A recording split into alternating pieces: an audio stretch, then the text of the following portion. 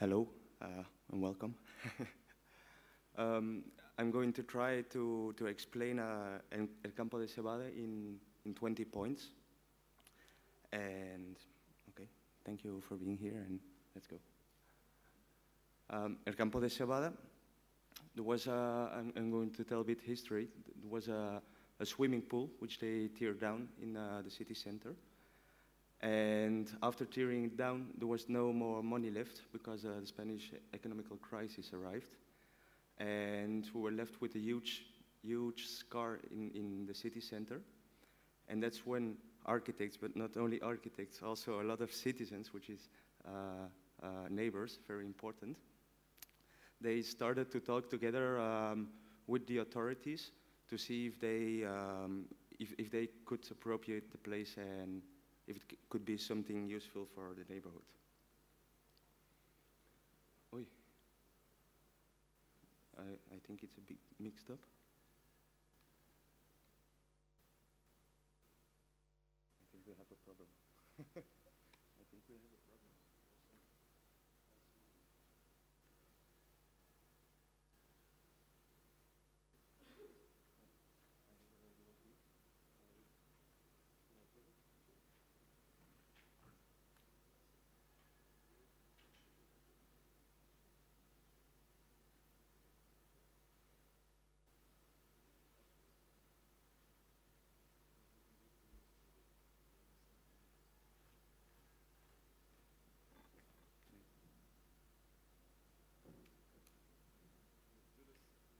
Can I do it here? Ah, okay, sorry.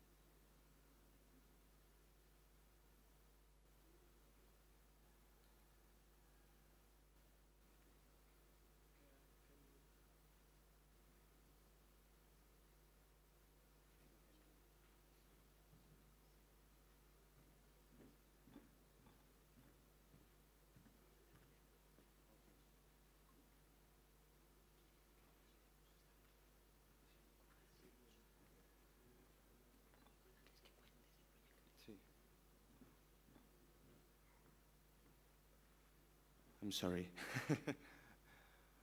Okay, so El Campo de Cebada was born in out of a conflict.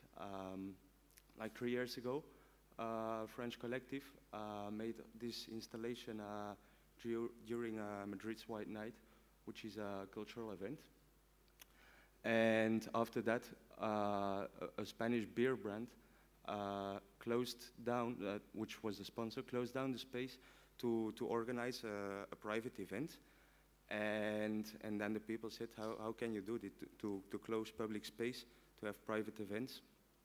And that's also when they went to talk with the authorities to see, come on, guys, give this place to us as well because it's for everyone.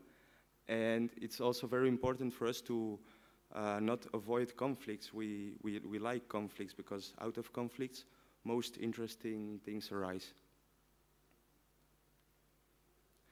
Which is very important and which is different from similar spaces as El Campo de Cebada is that this one is not just a hacked place. We try to involve as much as possible users and parties, so citizens, architects, musicians, but which is very important as well are the politicians. So at the beginning we start to talk with the authorities. And with El Campo de Cebada, we try to first build a bridge between citizens and administration, but then most important is to destroy this bridge again, because there should not be a bridge between citizens and administration, because citizens are administration, and the other way around. El Campo de Cebada is also quite a complex space with timetables, with a wall, and with a gate. And we try to work with all this complexity without simplifying it. And for example, at this gate, we have a lock with a code. And we start to spread this code. We give it to all the trusty neighbors and active neighbors.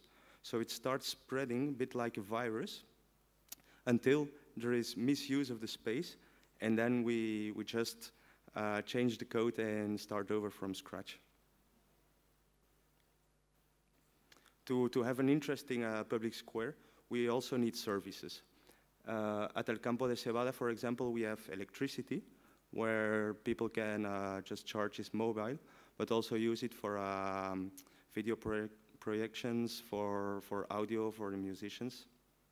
We have this water tank, so people can give water to all the plants. We have very nice vegetable gardens.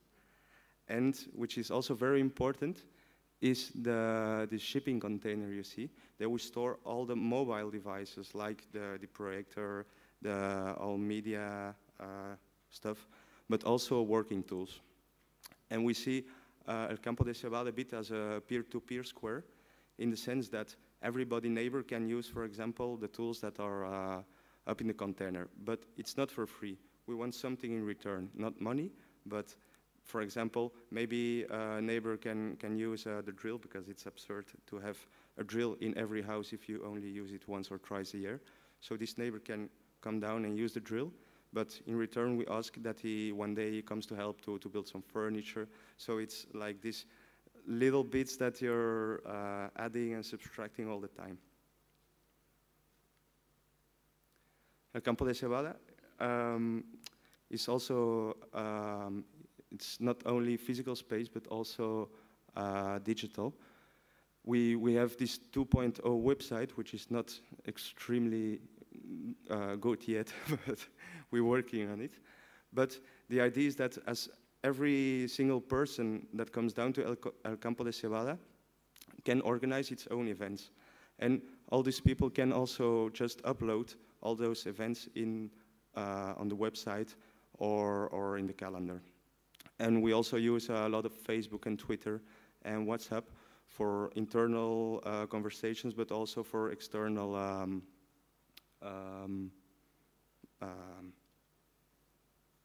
don't know, outputs. We think it's interesting that that you can build a place in an urban context, and that you can make it as you want it to do, because public space, the word says itself, it's from the public, it's from everybody. And nowadays public spaces are very rigid. So through bottom-up processes, it is going to adapt itself to its needs and to the needs of the neighbors. And you can always update it, a bit like Linux, that is also a program that's updated by its own users.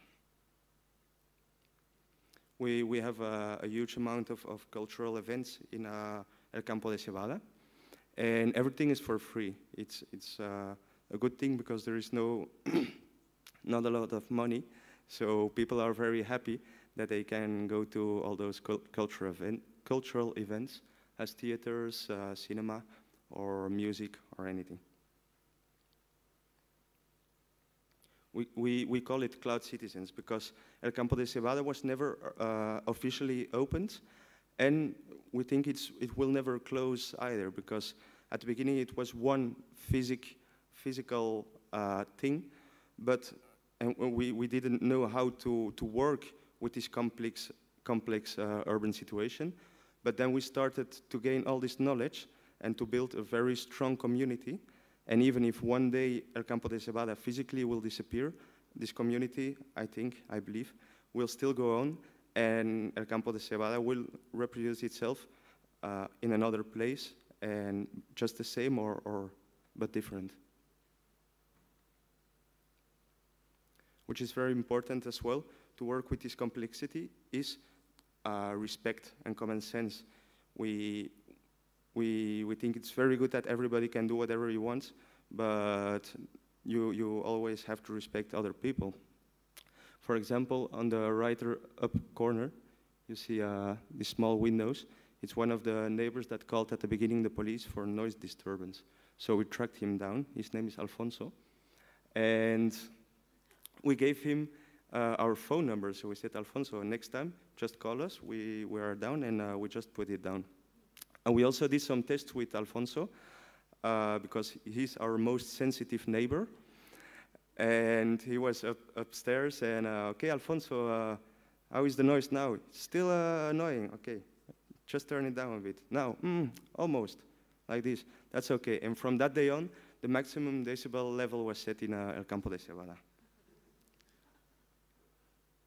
It's an open source square as well. All the furniture that's built over there we load it up. We make like IKEA kind of construction manuals under Creative Commons license. So we really love it that everybody can download this furniture and reproduce it and improve it. For example, if you saw downstairs in the entrance hall, it is one of the benches. It's already the fourth bench that's reproduced. And this one has also a USB device and a library so people can share documents. And it's an updated version of the first one. We try to do to learn ourselves and with the knowledge we gathered through those years, doing construction workshops. For example, the first year, at the very beginning, these pictures you see are from the first edition. It was just an empty square, which needed to be filled with furniture. So we made a lot of furniture, like 40 chairs or something like that. But of course, we didn't have the knowledge, so those chairs broke down quite quickly.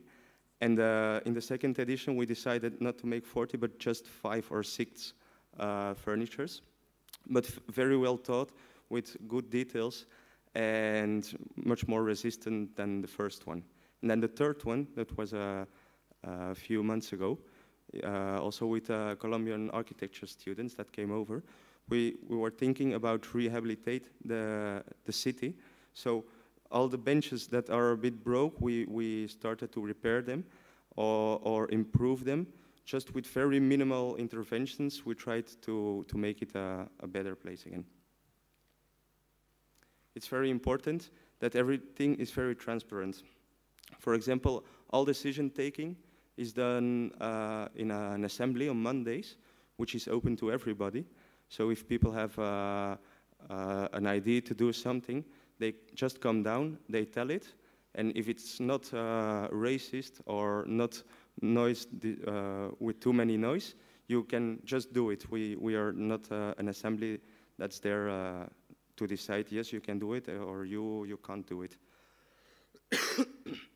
And we also try to publish everything that comes out of it, but also if El Campo de Cebada, with its annual party, to gain some money, we try all the documents to upload, so it's very transparent and everybody knows exactly what's happening at El Campo de Cebada. We also use El Campo de Cebada as a tool to facilitate communication and dialogue between citizens and the government. So I think it's a very useful tool, and it's very important.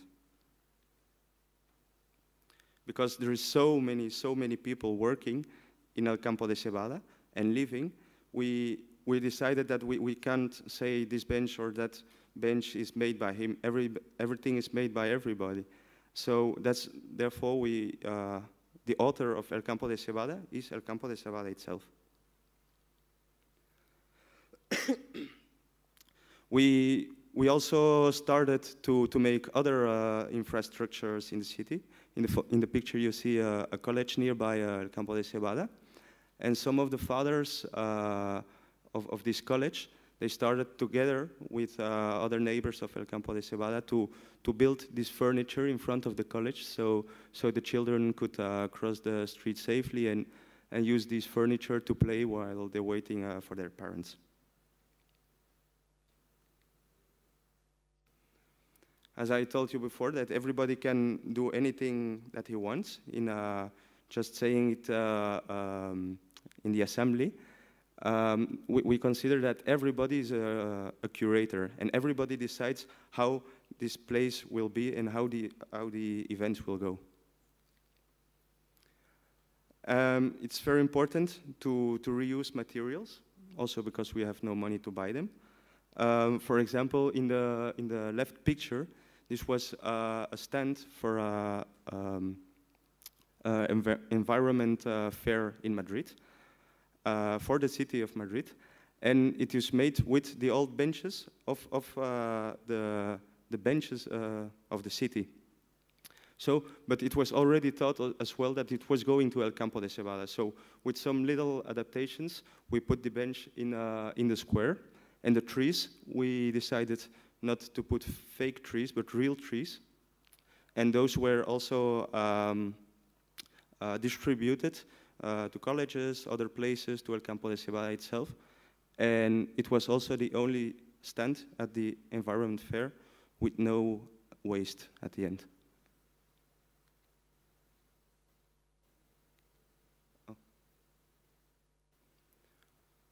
As there are quite a lot of architects as well active in El Campo de Cebada, our new role is, I think, instead of being so authority, we don't just build it. We try to be to use our knowledge to learn together with people and to build everything that's over there. So we don't just build physical things, but we also we give our service to the citizens. Oi. Hi.